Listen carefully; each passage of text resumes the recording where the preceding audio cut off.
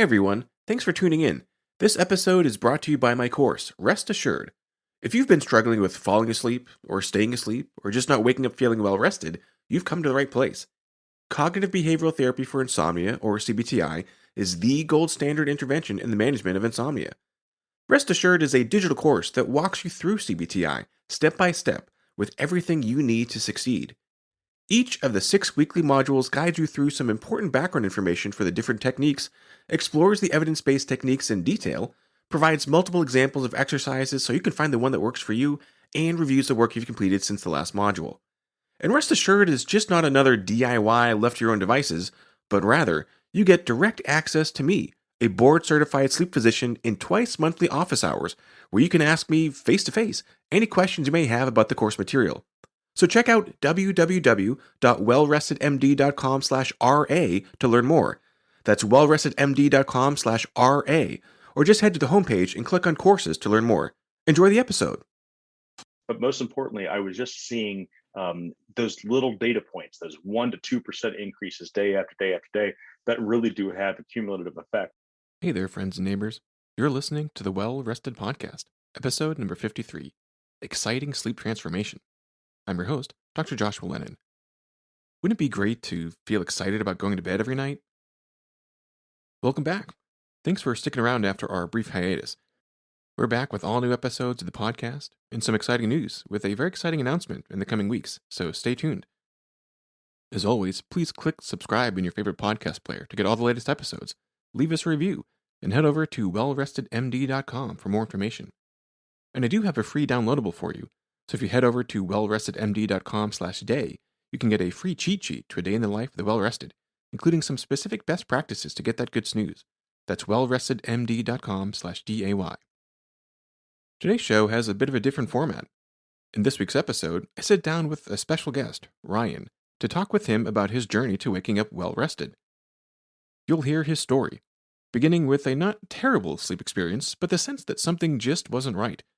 Several years ago, he did see a sleep specialist, but after finding that there wasn't anything terribly wrong, he headed down one path after another of prescription and over-the-counter interventions in search of sleeping better, but never finding the relief he was seeking. Then, with the pandemic bringing health concerns back to the forefront, he again sought professional sleep health, this time with a different specialist, and did end up finding something that worked for him.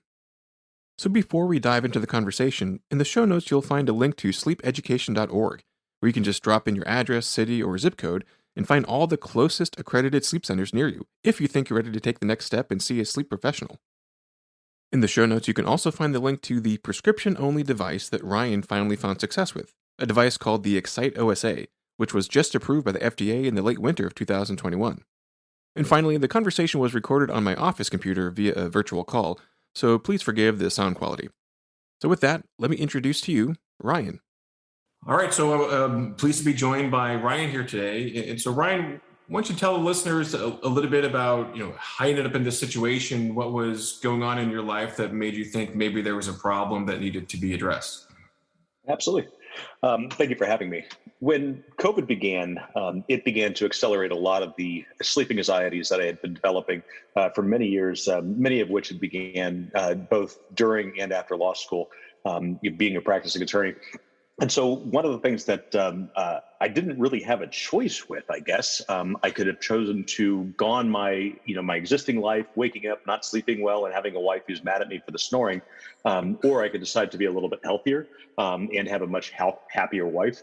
And so I began looking for some explanations as to why I was not sleeping in the way that I wanted to, why I was waking up feeling sometimes, frankly, worse than I did the night before. And that led me to seek out some sleep doctors and look at various alternatives. So how long had this problem kind of been brewing and developing, both that you had noticed and your wife's concerns, before you finally said, okay, enough is enough, and I'm going to go seek some help? Well, we'd actually gone to seek some help. I'd gone to seek some help about maybe 4 years ago, and at the time, it was recommended that I get an oral device, and it was recommended just to try one over the counter. So I went through the Amazon reviews and went through a variety of different ones. Even tried some weird nose plugs with baffling on them. It looked really weird. I looked like Aquaman, I guess, from time to time. And so we had tried, there had been steps, everything never got better. It just always seemed that, like, as I got older and a little bit heavier, that I was sort of beating the devices themselves. So, you felt like you weren't sleeping that great. Your wife is concerned about snoring. You feel like you're not waking all that well. And what kind of assessment did they do when 4 years ago, when you did see a sleep doctor? And did they talk to you about anything except for sleep apnea, or that was kind of like the one track mind that they had at that point? What was interesting is that they actually performed a sleep apnea test on me, and I came up negative. It wasn't even inconclusive. They just said, "You don't have sleep apnea. You don't have restless leg." And so the next alternative was, and I quote, "a very painful surgery of enlarging my nostrils with a scalpel." Um, that sounded fine to my wife, I guess. Maybe like the first 30 seconds she thought of it, and then she was just like, "Yeah, never mind. I'm not going to make him go through that." But I didn't want to do that. I didn't want to go through the complications of that. And it just seemed like something that was extraordinarily unnecessary if I did not have sleep apnea. So it felt like there was something in the interim. But as we've said, the last 2 years have just kind of been a change for a lot of us, and many things Yeah. got put off by the wayside. And so, in your endeavors, I mean, did they ever direct you to like a sleep dentist? Had you heard of those things before? They just said, "Hey, maybe think about a mouth guard," and you just kind of did your own research for that. I got very lucky because our dentist, our family practitioner, she actually develops mouth guards for sleep doctors around the Columbus, Ohio area. And so, what I had gone to her, we talked about a variety of different options, and there was one particular model that she directed me to. Small, it was thin. It looked nice. It looked really comfortable. It looks like what like Pat Mahomes or one of the quarterbacks would wear. And I thought it was going to be great. But still, at the end of the day, putting millimeters between your teeth at night and having devices attached to your teeth themselves, I would wake up sometimes with unnecessary teeth pain, a little bit of TMJ. Or just altogether, I felt like I was becoming reliant upon a device because I forgot it one time prior to a vacation, and tried to convince my wife to wear earplugs on the vacation for her satisfaction was a non-starter. So It's a tough just sell. had to be exactly had to be much more careful about it. And so, for anyone who hasn't worn one of these devices, it protrudes the jaw forward, and so you have sort of your resting jaw position where your teeth are relatively aligned. And these mouth guards, which, I mean, they are mouth guards, they grip onto your upper and your lower teeth, and it uses your upper teeth as basically the anchor to thrust forward your jaw. And when the jaw is pulled forward, it pulls all the contents of the mouth, like the tongue, with it to open up some space behind the tongue, so that when the tongue does relax, it's not falling backwards and causing some collapse of the airway and leading to obstructed airflow and then the noise of snoring. And so, in order to get that effect from these mouth guards, it's not just as opposed to say people that grind their teeth. You're not trying to protect the teeth against themselves. You're literally trying to use the teeth as a point of torque to move the jaw in a whole new position that it's not naturally going to go into. Did you find any discomfort during the wear itself, or was it more like the next morning you'd wake up and have some TMJ issues? It's a really good question because when I look back, the discomfort wasn't necessarily there. It was the aching that I would have in the morning for the prolonged use throughout the night. But it was just going to bed with the feeling of a hard plastic object in your mouth. Feeling like at any point, a defensive linebacker would run out and jump at you. Was just kind of the feeling of it, and it was not something that I necessarily enjoyed going to bed with. And at the same time, not to mention, when you brush your teeth and things like that at night, and all of a sudden you're shrouding it in plastic, it also just doesn't feel the most sanitary. Yeah. It doesn't smell that great in the morning either. I know, TMI, but it's relevant to all of us, That's right. and especially if you have a spouse. Yeah. So, you're going through all this rigmarole, you're trying all these different devices. Nothing is really all that satisfying. Did you end up going back to the sleep clinic at any point, during all these struggles, to try to find if they had some secret sauce you didn't know about that could help you out? This is where I got really lucky. I know I previously mentioned I'm a startup attorney, and so what we focus on primarily a lot of like venturable companies. And so we had somebody come to us. We had a couple group of doctors who are in the sleep space for an entirely different product that they're working on. Something hopefully you cover someday, but back to what they were doing. They were working on this product. I really liked one of the doctors in particular. They were all great, but there was this one who we just started talking about it one time, and he was like, "Come on in. I think I know what's going on with you, but I want to do these tests." And so I'd reached out to him. It was an entirely new, fresh take at I was in an entirely different health system. We didn't go back to the old charts. He wanted to make a brand new assessment all on his own. And I liked that because I felt like I wasn't putting ideas into somebody's head and having them work back or forward from that, but just getting a clear, objective analysis of what was going on. That's great. And so you had mentioned before that they did a daytime test as well. Did they say, what this combination was looking for, what they were trying to rule out at that point? It was generally the nighttime tests that they were trying to that they were looking at in particular for the apnea. I don't exactly understand the science, and my doctor's going to have to. Maybe he was just trying to torture me since he was a paying client by keeping me there an extra half a day with all the electrodes. But what I did realize was that I was able to go through, I believe they were doing some anxiety tests and things like that. And so they were also able to eliminate a couple of other factors to make sure that there wasn't anything else going on more than the obstruction.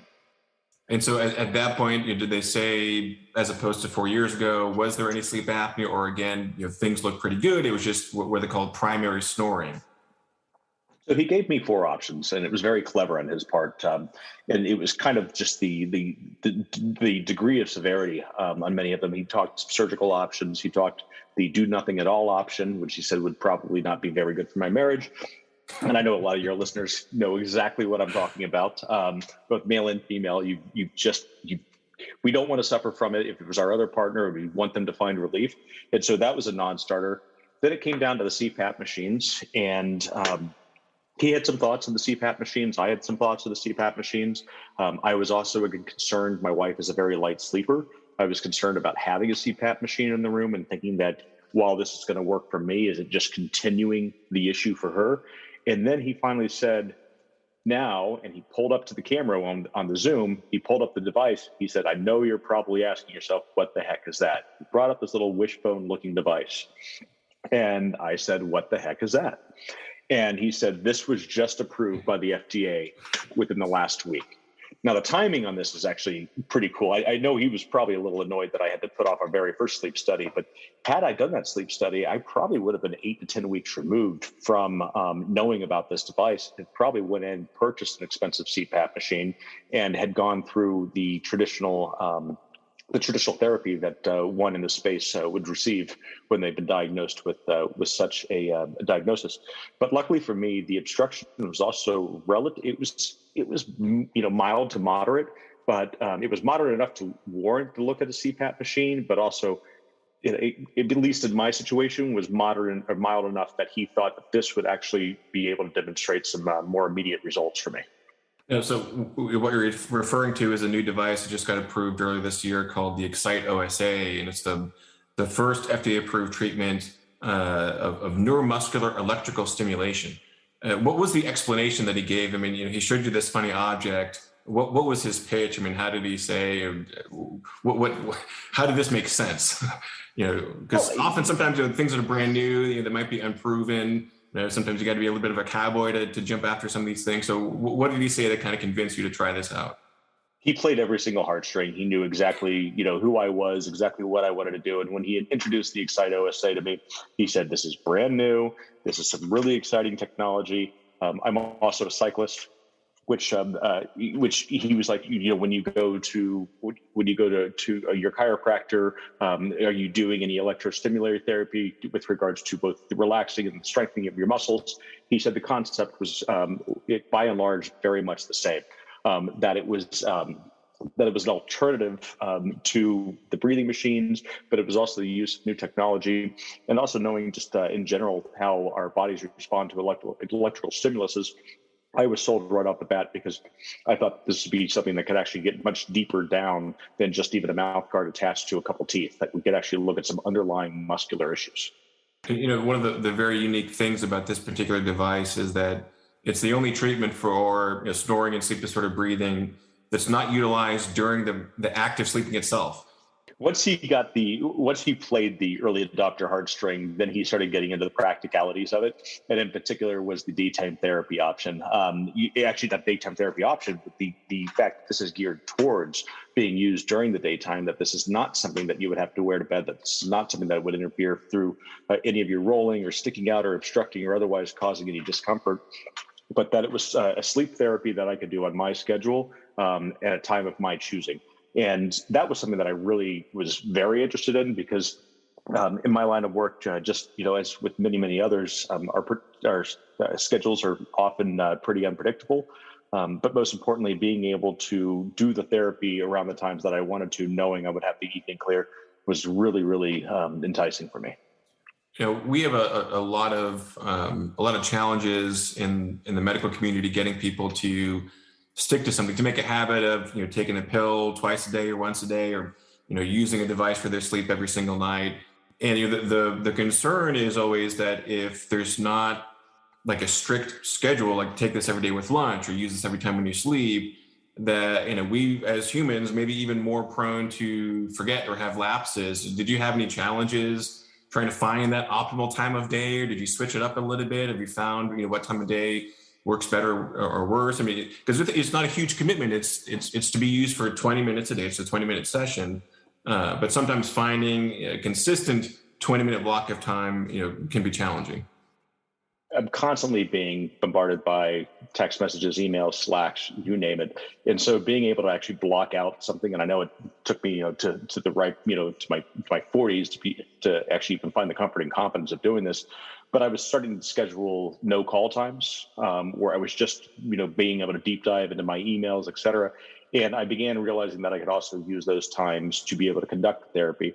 And more often than not, that happened, right around this time, right around towards the end of the day, but prior to what I was going, or prior to what I would be socializing with my family, cooking dinner, et cetera. So I would use it at the end of my wind down day. And at the same time, there was also something meditative about it because of the 20-minute timer on it. I liked being able to know that I had the 20 minutes. And I also found, in a really weird way, just sitting down, I was a little bit more focused in other ancillary productivity. I do adopt the kind of mindfulness part of it, and it gave me a little bit of time to be mindful and just sort of focus on myself at the end of the day. And did you find that you needed to use a reminder or timer, an alarm or something, or because you had structured your day in this way that it kind of naturally fit into this end of the day transition routine between the workday and getting back to home? That's a really good question. In particular, because at the beginning of it, I did rely on the push notifications to remind me that it was time for a session. After I was able to get through the initial 4 weeks of the use of the device and began seeing immediate results, most importantly, I was sleeping better. I was waking with less anxiety. The twice a week seemed very much like a de minimis requirement for something that it was extremely non-invasive in my life. The convenience of it just cannot be understated. The convenience comes in a variety of different forms. Being able to do it at a time of your choosing, allowing it to be something that you can just carry into your pocket, you can do it in your office behind closed doors. All of those things really enabled me to be able to continue the therapy at a time of my choosing, rather than having to work around the device itself. And so you mentioned that you felt like you were resting better, you felt better in the morning, your mood was better. At what point did your wife start to get on the bandwagon and feel like maybe this was a good idea? Because unlike, say, other treatments, whether it's an oral appliance or a CPAP, where a single use, a single night, there's a definitive benefit there, even if there some tweaks need to happen. With this device, it's more of a training, right? This device really helps improve the endurance of the muscles of the airway, especially of the tongue. And that over time, just like going to the gym, over time, as you strengthen and improve the endurance of that muscle, you start to get results. And it's not necessarily, and almost never, after the first night. So when did she start to notice some differences? One of the really cool things about the device was that my wife and I, both being naturally kind of competitive, healthy people, we both like to get up to the gym in the morning. But I was often finding that I was having a little bit more time for excuse, due to the lack of sleep, due to some anxieties, worrying about, if I didn't sleep last night and I go to the gym, I'm going to be tired for this meeting. And so I think she began to see and really respond to it when she saw that I was feeling much more motivated in the morning, waking up at 4:30 for that 5 o'clock gym class with much more ease and doing it more frequently. And I think she really began to notice it when I was going to the store to buy new clothes because I was losing weight. I was going from a large to a medium. And while I cannot directly attribute that to this device, I will say it helped contribute to that type of lifestyle because I was more energetic. I had more clarity of thought. And at the end of the day, anxiety breeds self doubt, and therefore I had less of that. I think you hit a very important point, which is it is a lifestyle, and I think the common symbol for sleep and sleep medicine is yin yang. That it's not just about what happens in the dark at night, because that has a heavy influence on what happens during the daytime. What happens during the day influences what happens at night, and so even just getting 10% better sleep at night, you got a little bit more energy during the day, and you start to exercise. The better you exercise, the better that you sleep. The more you exercise, the better your mood. The better your mood, the more likely you are to feel motivated to go back to the gym again. And it can start to snowball in a very positive way. All just the scales were tipped by just getting some slightly better sleep night after night after night. So that's really it really is a remarkable thing to see and to experience as well.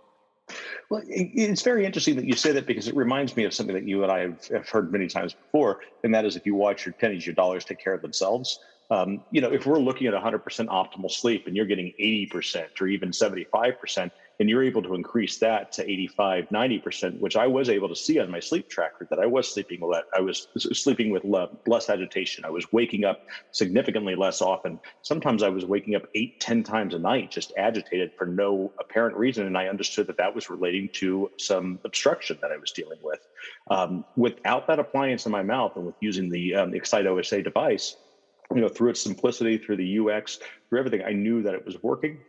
I knew that I was on schedule. It was tracking me. My doctor was able to monitor it. And so I knew that I was using it correctly. But most importantly, I was just seeing those little data points, those 1% to 2% increases day after day after day that really do have a cumulative effect, especially if you're working in, a high pitch, high paced environment. Or if you're somebody who, for me, one of the things I thought about with CPAP was I travel. How am I going to travel with this? You could literally throw the OSA into the smallest of your carry-ons, and you have your sleep therapy traveling with you at a time that you want to use it for. So it was a cumulative thing that just gave a lot of answers that I was looking for out of sleep therapy and sleep devices in a very, very small package. So it sounds like you're doing great now. And do you feel like you've kind of reached the plateau? You've hit peak. You're going to stop now, or where do you see yourself going forward? Because some people, it's like they view a lot of things in medicine like a course of antibiotics. I'll finish my 7 days and then I'm done. Then you're done. What about you? What's your outlook on, in the future for how you're going to address your sleep and maintain it? Well, one of the things that I learned when I was actually going through my second process of having my sleep analyzed was I learned the phrase sleep hygiene. And I realized that we don't just get up and brush our teeth in the morning as part of our hygiene process. That's not the be all of our hygiene process. There are many other things that you have to do that cumulatively make us, not smell like the underbelly of, New York City subway car. In this particular case, I began looking at a variety of different things. And believe it or not, it actually had me looking at diet. It had me looking at wine consumption. I love a glass of red wine at night. And it made me realize even how much small little things like that played an overarching role in my sleep therapy and my overall sleep hygiene. And so it played just a very interesting part, albeit a technical one, of getting me to look at a much larger issue with regards to my sleep. And I'm pretty grateful I did it because at the end of the day, I've talked about the convenience of it. I've talked about its simplicity. And those are the types of things that make you not want to run away from a product, but rather embrace the product, look at the science behind it, and be able to say, okay, this is not too bad. Actually, it's enjoyable. It works. When I say enjoyable, it is enjoyable in the fact that you can feel it working. It's working when your tongue is being electrostimulated, and that through that electrostimulation that you were doing something that is actually strengthening your tongue. And so again, as I said, it was just something that helped me understand the much larger picture of what I needed to do to sleep better. And so it became just one more part of me discovering kind of a better me, more patient, less anxious, as I've described before, working out more often, and then overall just healthier person. Sounds like it's been really transformational.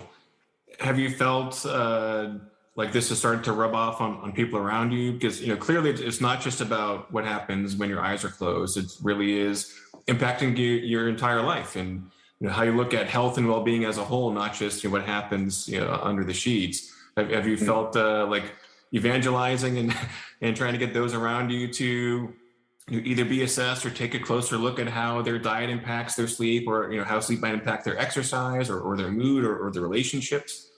Absolutely. We have a group of dads, many of us that are close to our community here, and we share a lot of information with one another. I mean, not TMI, nothing like that, but we do share practicalities. And being the kind of early adopter tech geek that I am, I did tell my friends about it, and it was pretty interesting because two of them DM'd me back, on the WhatsApp, and just said, tell me a little bit more about this. I want to find out about this device.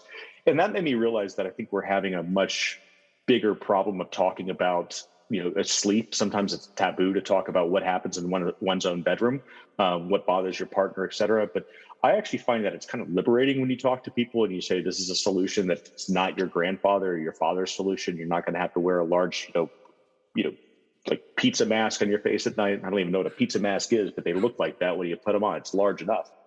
At the end of the day, I did find that when I started speaking out about it, other people started speaking out about it.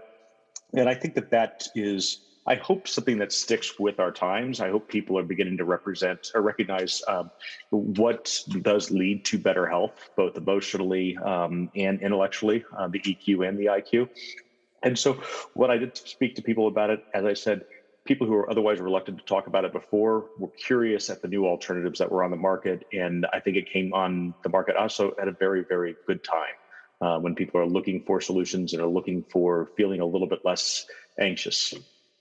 Yeah, absolutely. And in fact, this year has been a little crazier than most, not just because of the pandemic, but like every industry, there's a tremendous logistical constraints, supply chain issues that are impacting the delivery and availability of all sorts of treatments within medicine. And there was a major manufacturer issued a recall for one of their CPAP devices, or a family of their devices, over the summer. And so there's been an increasing need, not just a push, but a real need to look closer at alternatives to CPAP to treat sleep disordered breathing, whether it's simple snoring or whether it's obstructive sleep apnea. And so, everyone may respond a little bit differently, and we'll have different preferences. And the more options we have out there, the better. And certainly the eXciting, this neuromuscular stimulator, I think is a great new option. But a lot of people do get success with oral appliances by shifting the jaw forward. That can help a lot of people. So a lot of people do, love their CPAP machines. There are surgeries that can be quite helpful. And in fact, there's a weird hybrid of kind of what the eXciting does in a typical surgery, which is what's called a hypoglossal nerve stimulator, where it looks like a little pacemaker implanted in the chest, and there's wires that go up to the tongue. And as opposed to the eXciting, which helps to train the tongue while you're awake so that it functions better while you're asleep, these devices, they stimulate your tongue directly during a breath to move the tongue out of the way, and then it pulls back the voltage, and then the tongue can slide back out of place. But sort of accomplishing a similar outcome of keeping the airway open. So there certainly are a lot of options that are out there, more that come out all the time. And so I'd certainly encourage anyone who might be listening that have heard Ryan's story, that if you feel like you're not as sharp as you want to be, if your bed partner feels like you're not as sharp as you ought to be, and there's something is happening that might be impacting the rest of your day-to-day life, that there are lots of resources out there. And sometimes looking over the counter can lead to success, and sometimes you need a trusted advisor, like a board certified sleep dentist, or certainly a board certified sleep physician. And there's plenty of sleep centers all around the country. And as Ryan alluded to, this device came out early this year. It is FDA approved. It is approved to treat snoring and sleep apnea. And so, if you feel like you might be in need, then certainly reach out, because there are a lot of options out there and one of them might just work for you, even if the first handful didn't. Like it didn't work for Ryan, that eventually he did find success with this device, and thousands of people have as well. Any final parting words before we hang up, Ryan? I just want to say to everything that you said. This is all a rainbow of both of the spectrums and the severities that we all have to deal with. But if you're in the position like myself and you're looking for, I'm a naturalist. I want to be able to sleep without anything in my mouth at night, and which I know at the end of the day, anybody with obstructive sleep apnea, we'd like to avoid the machines. We'd like to avoid the pacemaker. That was an option that also went through, and even for me, it just felt like losing a little bit of my autonomy to this issue. I like this one because it just strengthens your body's natural mechanisms to be able to use. And therefore, at the end of the night, I got to go to bed, brush my teeth, have my drink of water, wake up the next morning, and I still tasted Listerine in my mouth, and it was fantastic. What a wonderful conclusion. Well, Ryan, thank you so very much for your time and for sharing your story, and I hope that you've inspired many of our listeners to act as you have and take steps to improve their lives. Thank you so much, Joshua. I appreciate it. Thank you. All right. Thank you.